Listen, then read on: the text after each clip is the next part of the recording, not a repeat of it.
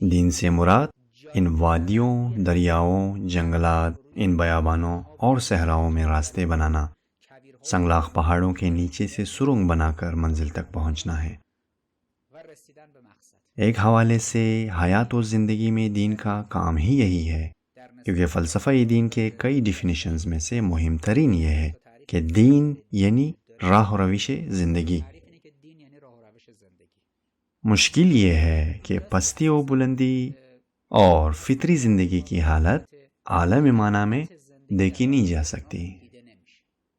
جغرافیائی مطالعے میں تو ہم جنگلات، پہاڑوں، دریاؤں وغیرہ سے واقف ہیں، لیکن انسان عالم معنی میں اپنی زندگی کے ٹوپوگرافی اور سب سے مہم یہ کہ اپنی زندگی کے راستے میں آنے والی رکاوٹوں کی مورفولوجی کی وضاحت کے بارے میں نہیں جانتا۔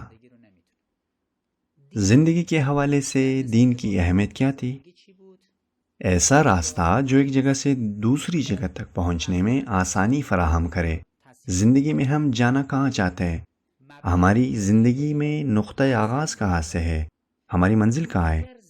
اگر اس دنیا کی زندگی آخرت کی کھیتی ہے تو یہ اس منزل کی جانب نقطہ آغاز ہے جسے قیامت و آخرت کہتے ہیں۔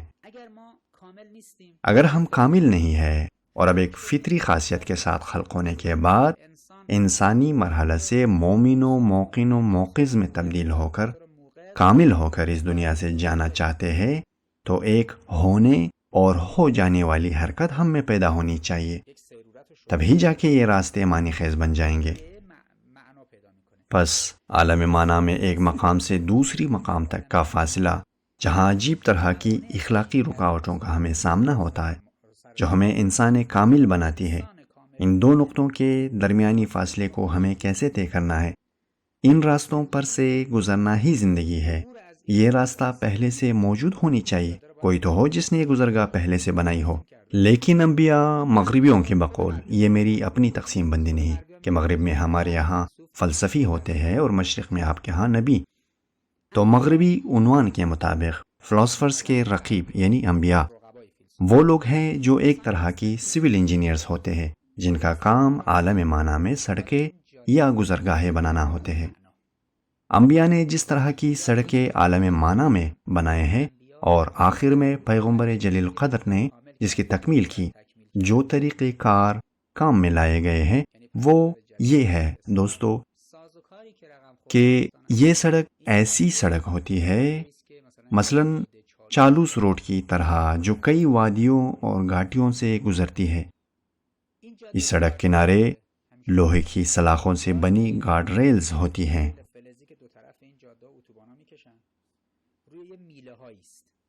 دین وہی سڑک ہے، صراط مستقیم، سبیل الہی۔ دو طرح کے اختیارات آپ کے پاس ہوتے ہیں کسی کام کے انجام دینے اور نہ دینے میں۔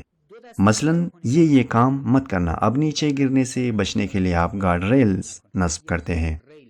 پہلی ریل میں مثلاً یہ کہا گیا ہے کہ لا تقولوا الربا، یہ کام انجام نہیں دینا ہے۔ اب اگر آپ نے ربا یا سود سے کام چلایا تو اس کا مطلب یہ ہے کہ یہاں زندگی کی اس وادی میں آپ نیچے گر گئے، کہا گیا لا تقولوا الربا، دوسری طرف فرمایا اقیموا الصلاۃ، پھر کہا گیا اتیوا الزکوٰۃ، ارشاد ہوا امر بالمعروف، دوسری جگہ فرمایا گیا ہے نہی از منکر، اگلے مرحلے میں ارشاد ہوا کتب علیکم الصیام۔ یہ کام انجام نہ دینے کی وجہ یہ ہے کہ اس طرف پہاڑ ہے، کہیں ایسا نہ ہو کہ پہاڑ سے جا لگو، اور دوسری جانب وادیوں کا ایک سلسلہ ہے، کہیں ایسا نہ ہو کہ نیچے گر جاؤ۔ یہ کام انجام دو، یہ کام انجام نہ دو۔ یہ سڑک، یہ صراط مستقیم اور سبیل الہی جسے ایک سول انجینئر بنامے پیغمبر اور نبی نے انسانی نفسانیات، خودخواہی اور ایک دوسرے کے درمیان کی غلط روابط کو مد نظر رکھتے ہوئے بنائی ہے۔